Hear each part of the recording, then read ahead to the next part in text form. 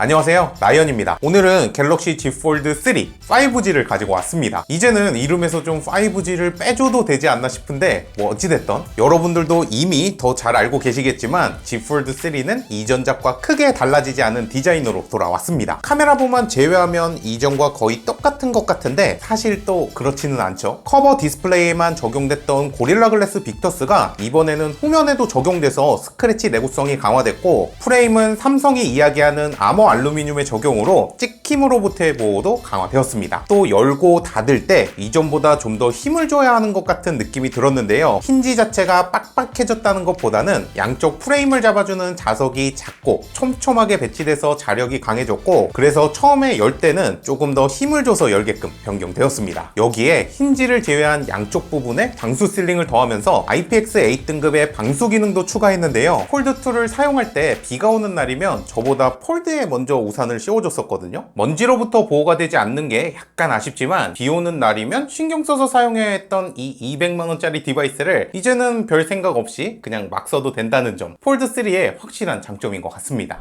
폴드3는 디스플레이에도 많은 변화가 있는데요. 커버 디스플레이도 이제는 120Hz 주사율이 지원되면서 훨씬 부드러운 스크롤을 느낄 수 있고, 디바이스를 펼쳤을 때 보이는 내부 디스플레이도 이전보다 훨씬 밝아졌어요. 여기에 UTG 위에 붙어있는 필름이 더 투명한 펫필름으로 변경되면서 이전작의 자글자글하고 빡빡한 느낌 없이 일반적인 스마트폰처럼 미끌미끌하고 선명하게 사용할 수 있게 되었습니다. 보통 우리가 스마트폰을 체험하러 가면 매장 내부에서만 만져볼 수 있잖아요. 그럴 때는 뭐가 밝아졌다는 건지 또 뭐가 깨끗해졌다는 건지 잘 모를 수도 있는데, 야외에 나와서 사용해 본다면 이전작 대비 많이 밝아지고 선명해졌다는 걸 바로 체감할 수 있을 거예요. 폴드3는 밝아진 화면과 함께 좌, 우, 위, 아래에서 보는 시야각도 좋아서 디스플레이의 품질 자체는 이전보다 훨씬 업그레이드 됐다고 할 수 있을 것 같습니다. 그런데 저 같은 일반 소비자들이 관심 있게 본 부분은 사실 이런 게 아니었죠. 폴더블 최초로 적용된 UDC, 조금 더 땡겨서 보면 이런 모습으로 생겼습니다. 처음 볼 때는 다른 부분과 UDC 부분의 이질감이 확연하게 느껴지기 때문에 계속 이 부분만 보게 되더라고요. 흰색 화면에서 이질감이 특히 심했는데 3만원짜리 현미경으로 보면 UDC 쪽의 픽셀 구조가 다른 부분보다 훨씬 크고 우람하죠. 이런 점 때문에 방충망이나 벌집 피자 같은 UDC의 모양을 눈으로도 직접 확인할 수 있고, 빨간색과 파란색 대비 초록색 소자가 더 크다 보니까 흰색 화면이나 초록색 화면에서 더 도드라져 보이는 것 같습니다. 그래서 실제로 사용해보면 어떠냐라고 물어보면 당연히 눈에 잘 보일 수밖에 없는 구조이고, 또 눈에 보이기 때문에 신경 쓰일 수도 있어요. 하지만 저는 이런 시도 자체가 기믹이라고는 생각하지 않습니다. 지난 10년간 스마트폰 제조사들은 완전한 풀스크린 디스플레이를 만들기 위해서 지속적인 노력을 해왔는데요. 처음에는 농사를 지을 수도 있을 것 같은 배제를 줄이기 위해서 지문인식 센서를 디스플레이 밑으로 집어넣었고, 물리적으로 뚫려 있을 수밖에 없는 수화부 스피커는 상단 프레임 쪽으로 밀어놨습니다. 그리고 이제 마지막으로 남은 부분, 어떻게 보면 가장 어려운 게 이 카메라 홀인데, 제조사들은 저마다의 방법으로 이 마지막 구멍을 없애기 위해서 노력하고 있습니다. 그래서 저는 이 시도 자체가 잠깐 나왔다가 금방 사라지는 뭐 그런 기믹이라고는 생각하지 않고요. 도저히 신경 쓰여서 못 쓰겠다 할 것 같지도 않습니다. 주로 사용하는 유튜브나 넷플릭스 같은 영상을 볼 때는 펀치홀이 뚫려 있는 것보다 살짝이라도 덮여 있는 게 낫기도 하고요. 그런데 사실 UDC 부분의 이질감보다 아쉬웠던 건 그 속에 있는 카메라의 퀄리티였는데요. 폴드3의 내부 카메라는 이전보다 조금 많이 떨어지는 400만화소 카메라를 탑재했어요. 그래서 사진 품질은 이렇게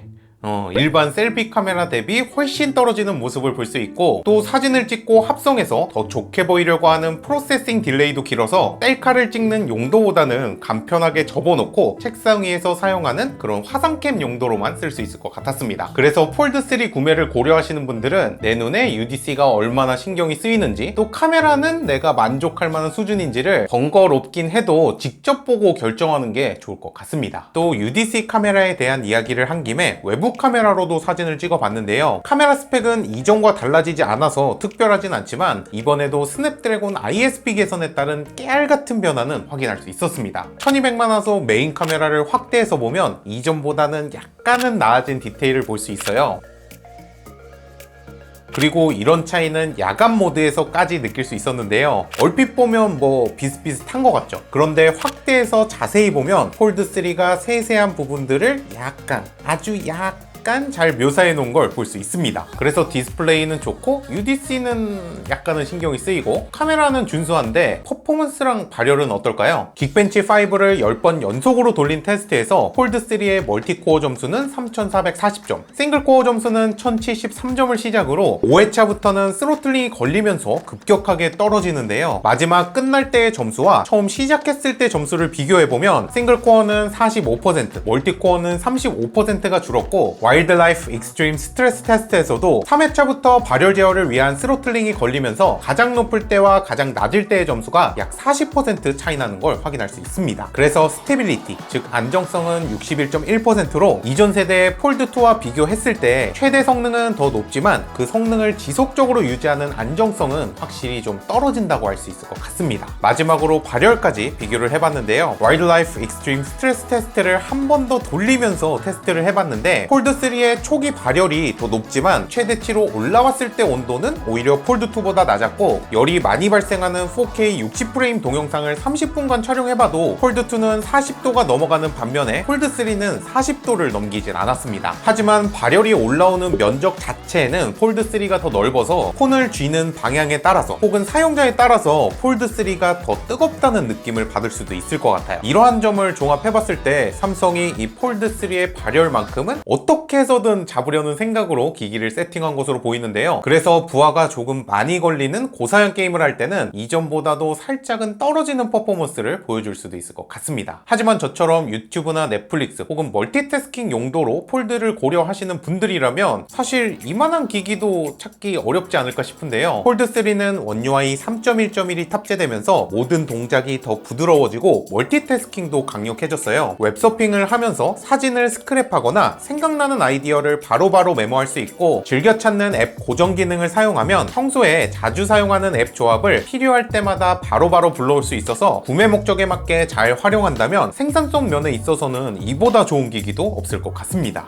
저거 신기하고 좋아 보이는데 그냥 한번 사봐? 한다면 두께나 무게 혹은 플래그십 대비 약간은 떨어지는 스펙 때문에 실망할 수도 있어요. 하지만 내가 이 디바이스를 가지고 어떻게 활용할 수 있을지를 미리 생각해보고 그 목적에 맞게 구입을 한다면 사실 폴드만큼 매력적인 기기도 없다는 생각이 듭니다. 자, 이렇게 오늘은 Z 폴드 3, 5G를 간단하게 살펴봤는데요. 폴드의 활용 방법이나 S펜 같은 부분은 아직 제가 구매한 기기가 오지 않아서 다른 영상에서 자세하게 파헤쳐 보도록 하고요. 사전 예약도 이제 거의 다 끝나가는데 조금 늦기는 했지만 혹시 통신사 쪽으로 예약을 고려하시는 분들을 위해서 SK텔레콤 T-다이렉트만의 혜택도 소개해 드리자면 사전 예약 개통이 시작되는 8월 24일부터 9월 18일 기간 동안 응모를 통해 총 600명을 추첨하고 다양한 구독 혜택을 제공하는 구독 페스티벌에 참여할 수 있고요. 디즈니와 콜라보한 한정판 T-기프트도 함께 받을 수 있어요. 여기에 더해서 T-다이렉트샵 전용 롯데 제휴카드로 요금 할인 혜택과 함께 최대 10만원의 캐시백까지 받아볼 수 있다고 하니까요. 아직도 사전 예약을 할지 말지 고민하시는 분들은 일단 신청을 해놓고 결정해도 좋을 것 같습니다. 어찌됐든 오늘도 시청해주셔서 감사하고요. 다음번에는 내 돈 주고 내가 산